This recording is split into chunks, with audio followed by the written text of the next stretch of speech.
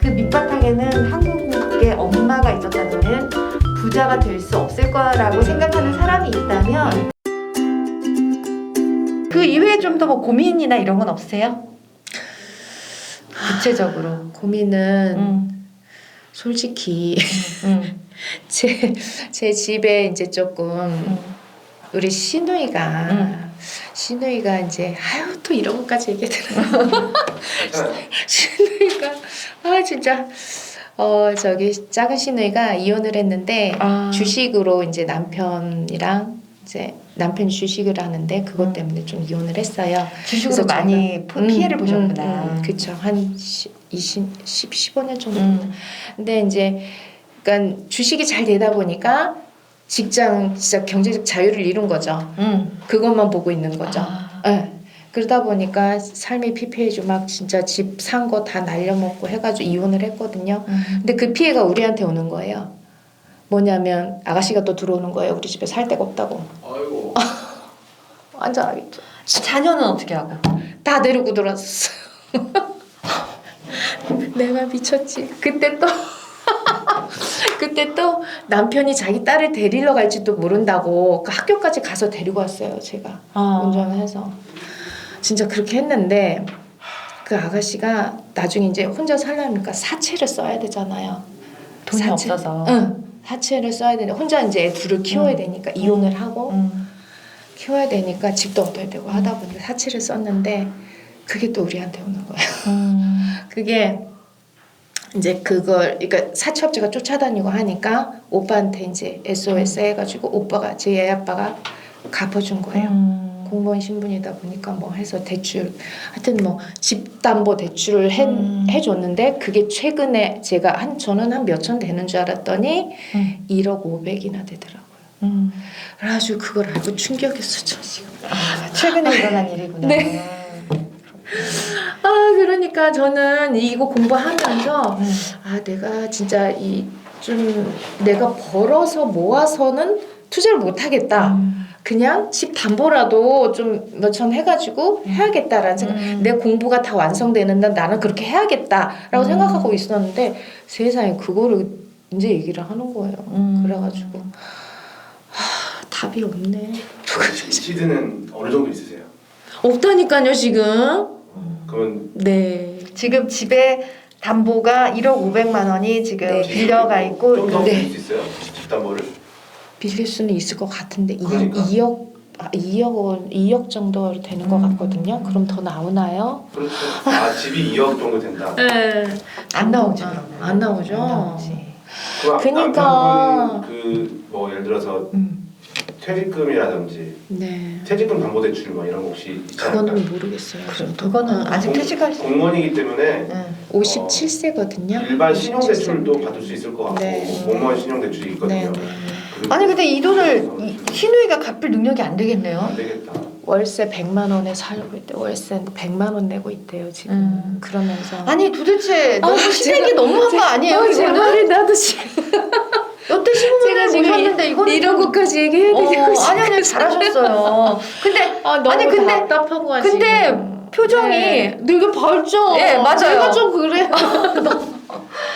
내가 좀 그래요. 괜찮아. 그러니까 저는 그거를 자꾸 잊어버리려고 어차피 지금 벌어진 일인데 그렇죠. 자꾸 안 달고 그럼, 그러면 그럼요. 오히려 안 갚을 수 있고 그렇죠, 그러니까 그렇죠. 그 대신 잊지 않게는 계속 얘기는 하고 있어요. 네. 그래서 얼마 전에는 이거 뭐 한 달에 2번씩 해서 갚는다는데 몇 푼 갚는 게 문제가 아니라 차라리 대출을 받아서 좀 갚아달라.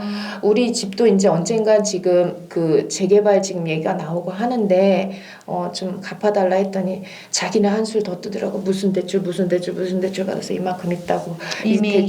대출이 만약에 이제 자기한테 풀리면 갚겠다고는 했어요. 아유.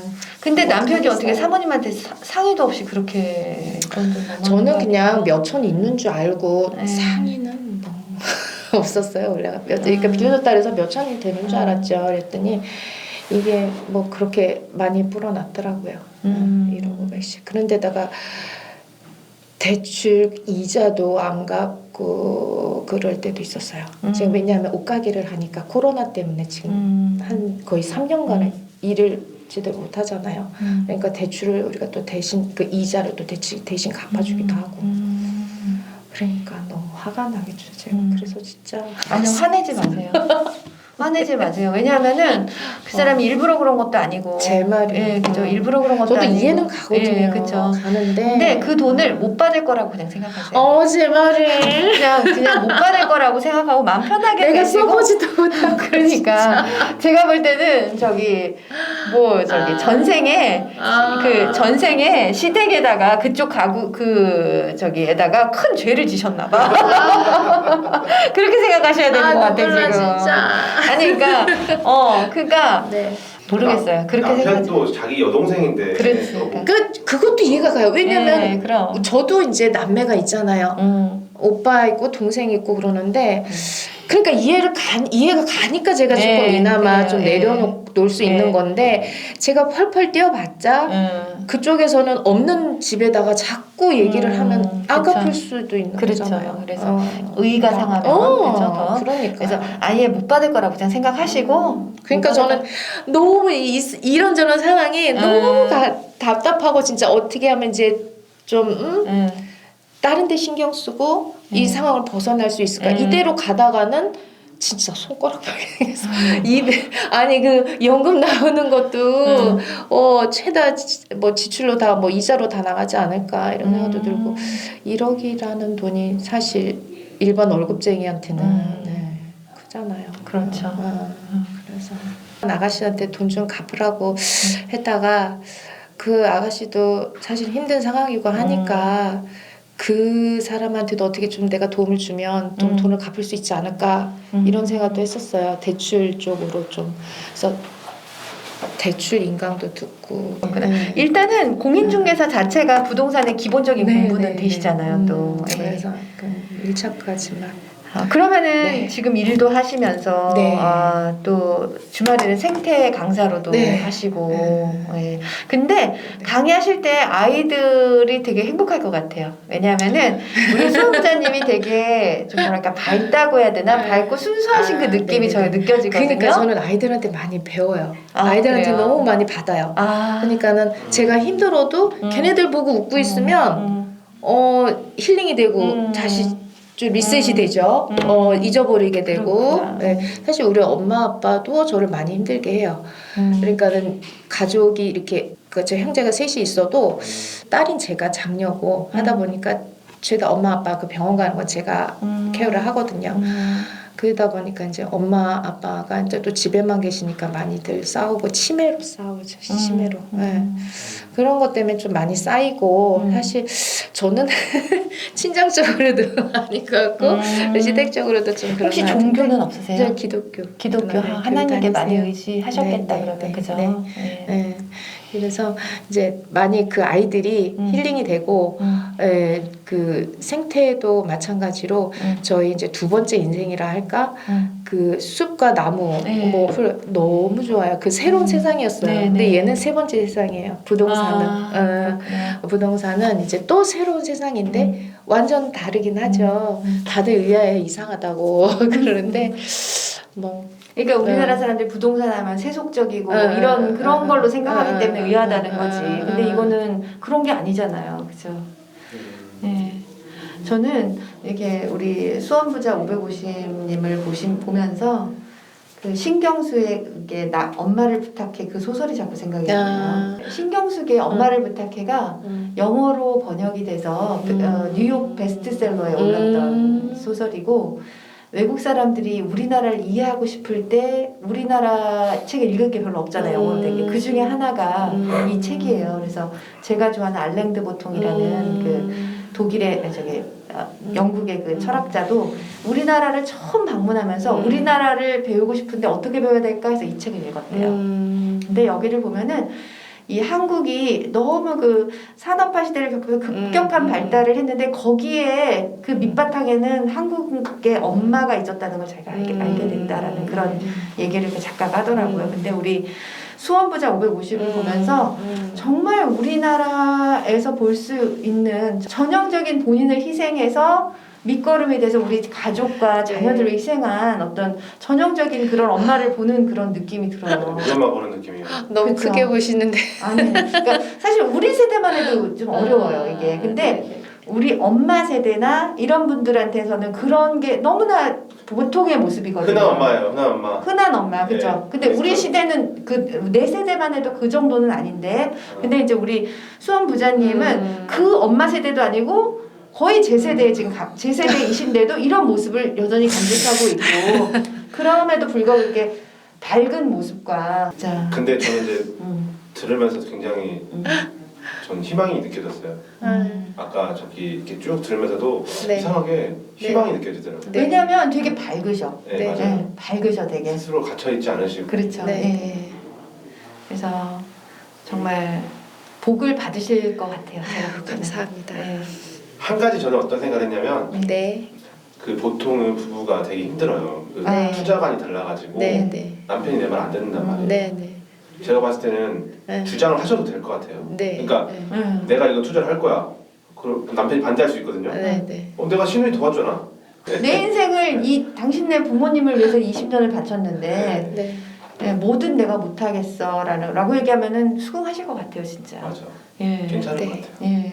그래서 남편 대출을 더 알아보세요. 아, 그렇잖아도 그런 얘기는 했었어요. 근데 근데- 뭔가를 할 것 같대요, 제가. 아, 그래서 남편이 그래요? 그렇지. 나 뭔가 할 것 같아. 막 밀어주긴 할 거예요. 근데 대출이 무서운 게 저는 대출이 그러니까. 무서운 게 어떤 대출이 무섭냐면 제가 이제 코로나가 됐을 때 제 아시는 분께서 그 여행사를 가지고 있었단 말이에요. 그러니까 코로나가 되니까 사업자 대출을 해준대요. 그래서 네네. 막 대출을 받으러 가시더라고요. 그래서 네, 네. 대출 받아서 뭐 해요? 그랬더니 네. 뭐 하긴 생활비로 쓰려고 가지. 이래가지고 제가 네 이러면서 아니 그 대출을 받아서 생활비로 쓴 걸 어떻게 그거를 갚지? 이랬는데 대출에는 두 가지가 있는 것 같아요. 네, 우리가 뭐 투자를 하려는 대출은 참 건전한 네네. 대출인 것 같아요. 그나마. 예.